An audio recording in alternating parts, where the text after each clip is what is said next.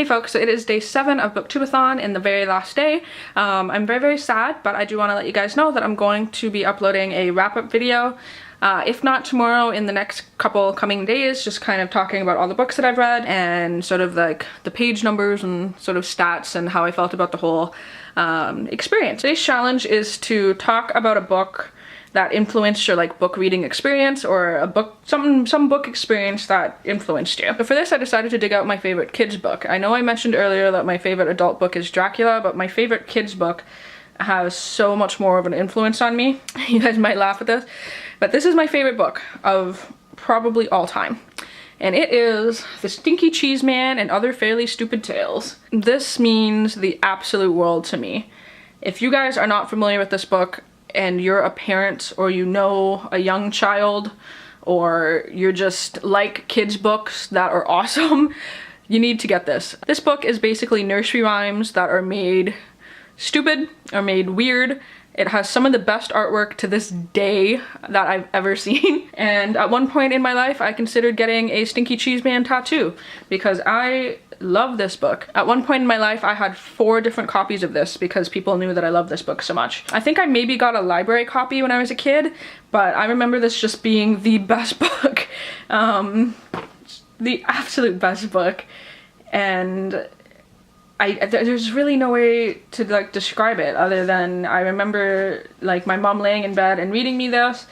I remember telling all my friends at school for years about this book. I remember a teacher gave me one when I graduated grade 8 because she knew that I loved this book. I used to read to younger kids and was like a buddy thing, and I would always pick this book to read to them because it used to make little kids laugh. And if you have like sort of an adventurous weird little kid, definitely get that book. Alright, so this is what it looks like. And you open it up and it's like, I have found a kernel of wheat. I literally almost want to read this book like entirely, like just in a video, because there's no way to describe it other than just reading it.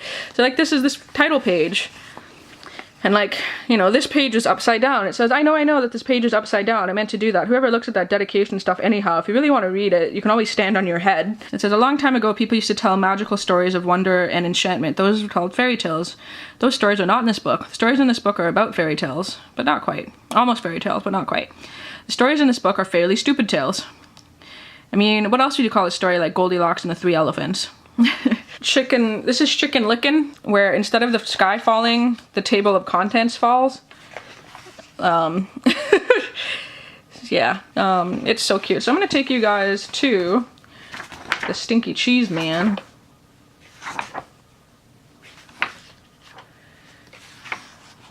Oh, and this is one of my favorite. This is like a giant story, and I used to love this page because it was just like the same story repeats itself 1,000 times, like right down to the tiniest little text. And I used to like try to read it right down to the very bottom of the page. All right, so this is The Stinky Cheese Man, and this was my favorite story in this. So it says, once upon a time, there was a little old woman and a little old man who lived together in a little old house.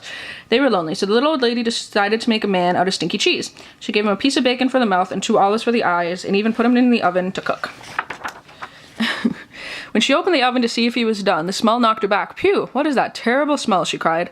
The Stinky Cheese Man hopped out of the oven and ran out the door, calling, run, run, run, as fast as you can. You can't catch me, I'm the Stinky Cheese Man.